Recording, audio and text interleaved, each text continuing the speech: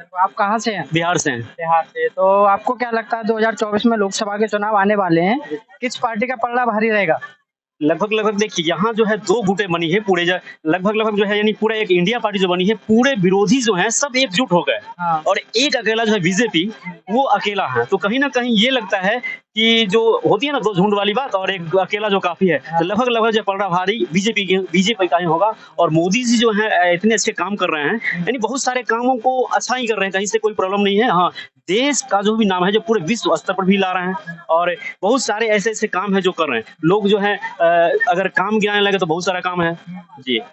तो यानी बेहतर है, और लगभग जो ये जो टीम बनी है ना, इससे स्पष्ट होता है कि बीजेपी ही आएगी और बीजेपी ही रहेगी। तो इसका मतलब बीजेपी अच्छा कार्य कर रही है? हाँ, कार्य बहुत अच्छा करी, तो हम तो भैया समर्थन करते हैं उनका, और अच्छा कार्य कर रहे हैं इसलिए पूरे यानी देश के हित में। अरे भाई, राज्य में चाहे अलग-अलग कहीं भी रहो, लेकिन कम से कम जब देश की बात हो तो एक रहना चाहिए। अब वो अभी निभा रहे हैं, तो इनके लिए जो है बीजेपी ही सही है।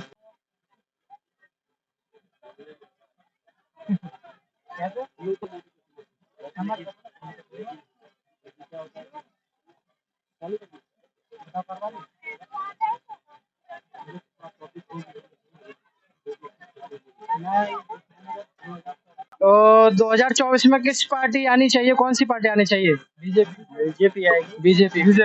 बीजेपी आएंगे। और बोलिए, कुछ बोलना चाहते हैं? कुछ बोलना चाहोगे? यानी देश के लिए काम कर रही है, तो सब लोग एक साथ नारा लगाएंगे, भारत माता के, भारत माता के, वंदे। सबसे पहले आप अपना नाम बताइए। रुपेश में तो कहाँ से हैं सर आप? बिहार से। बिहार से। तो लोकसभा 2024 के चुनाव आने वाले हैं, क्या आपको लगता है किस पार्टी का पलड़ा भारी रहेगा? अभी तक तो बीजेपी का ही है। बाकी बाकी 24 का अभी कंफर्म नहीं कर सकते, लेकिन बीजेपी का पलड़ा भारी है। बीजेपी का किस तरह से पलड़ा भारी है? काम ऐसा उन्होंने किया है, विकास का काम है, मतलब बहुत सारी चीजें ऐसी हैं, इस लेकर के उनका काम का ही सराहनीय है। अच्छा, 2-4 काम गिना दीजिए मोदी जी के जो अच्छे किए हों भारत के लिए, देश हित के लिए।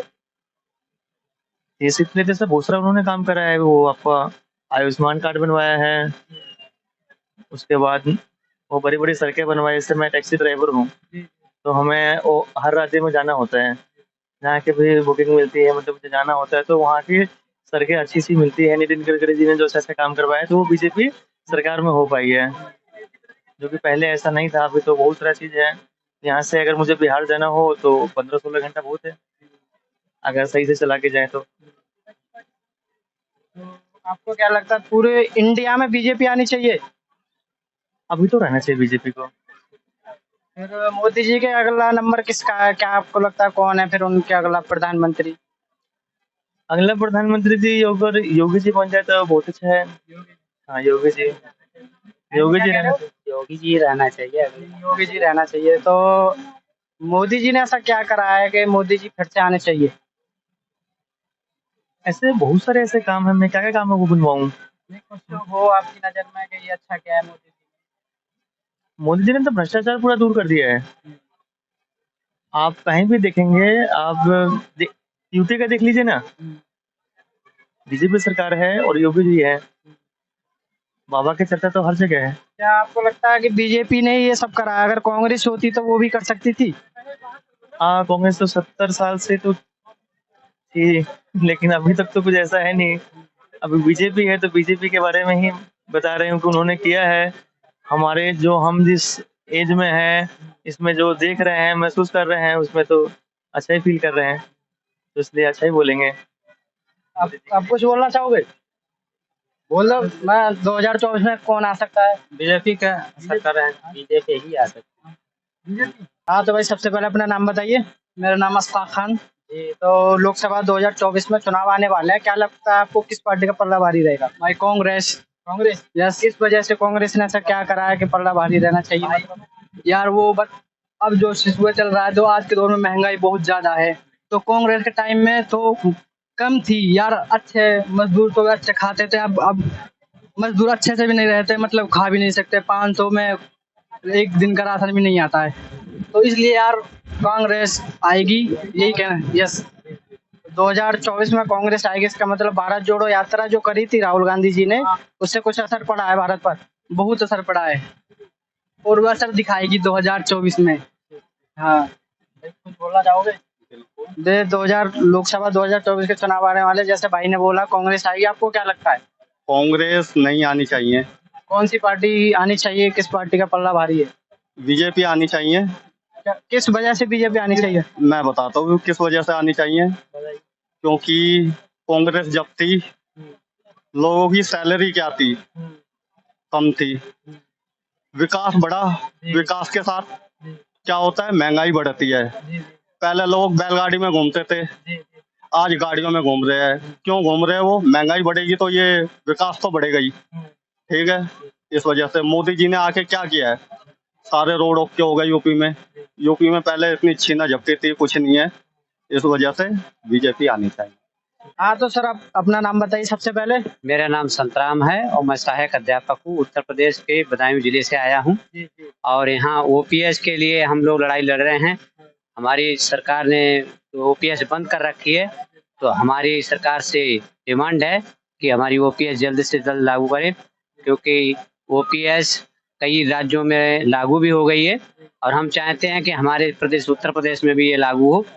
और सरकार के लिए चेतावनी के रूप में हम कहना चाहेंगे, यदि सरकार हमारी ओपीएस की मांग को नहीं मानती है तो आने वाले समय में हम सरकार का विरोध करेंगे और जोर विरोध करेंगे। और जहां तक होगा हम सरकार के खिलाफ मंच लगा करके भी विरोध करेंगे, इस सरकार को हराने का काम करेंगे। तो लोकसभा 2024 के चुनाव आने वाले हैं अगली साल, तो आपको क्या लगता है किस पार्टी का पल्ला भारी रहेगा? क्या कौन सी सरकार आ सकती है? हमें लगता है इस समय भारतीय जनता पार्टी के लिए जो भी पार्टी हरा सकती है वही पार्टी आ सकती है, ऐसा लग रहा कौन है। सी पार्टी है जो आ सकती है? यहाँ पर भारत के इस उत्तर प्रदेश के राज्य में जो समस्त विरोधी पार्टियों ने एक अलायंस बनाया हुआ है वो भारी पड़ता हुआ दिखाई दे रहा है। तो सर आपको क्या लगता है कौन सी पार्टी आ सकती है? India alliance. इंडिया अलायंस जी। ऐसा क्या करा है उसने जो आनी चाहिए भारत में? उसने किया था, अभी तो अलायंस बना हुआ है, अभी कोई किया थोड़ा। अभी तो जो नई सरकार उसकी बनेगी उसके बाद में कार्य करेंगे। अभी तो बीजेपी सरकार है, 9 साल हो गए मोदी जी के लिए। मोदी जी ने क्या किया है? मोदी जी ने कुछ नहीं किया। मोदी जी ने अब इलेक्शन आने वाला है तो 200 रुपए सिलेंडर पे कम कर दिए, आगे चले कभी 2 रुपए पेट्रोल पे कम कर देंगे। और क्या करेंगे मोदी जी? यही करेंगे मोदी जी। जब इलेक्शन आते हैं तो कोई नया नया स्वरूप लेके आते हैं ये, बाकी कुछ नहीं है इनका। महंगाई इतनी बढ़ रही है, बेरोजगारी इतनी बढ़ रही है।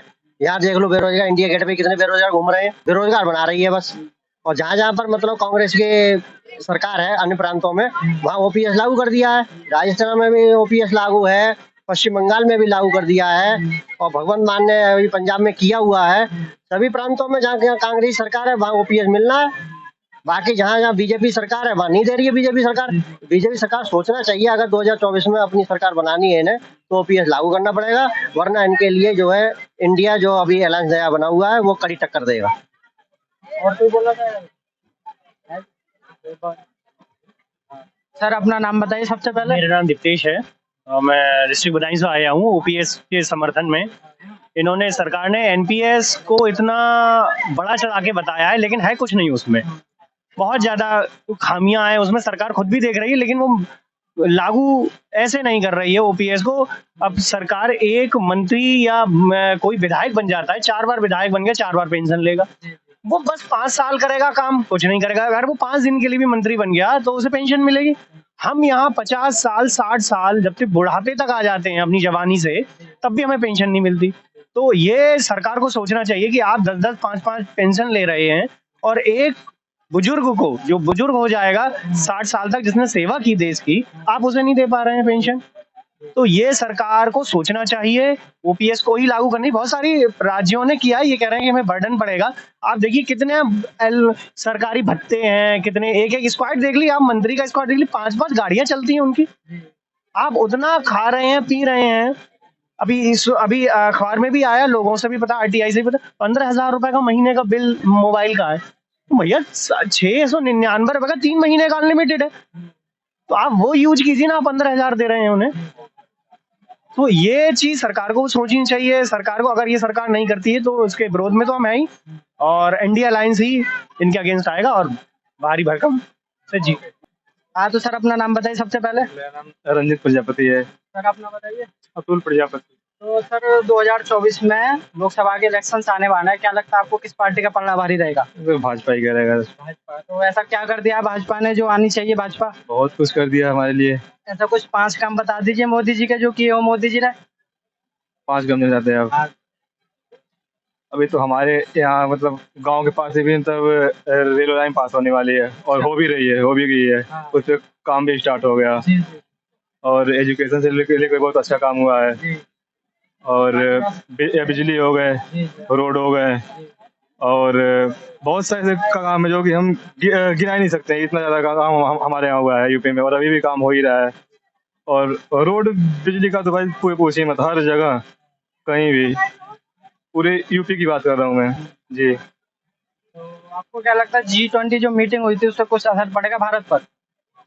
जी पड़ेगा जरूर।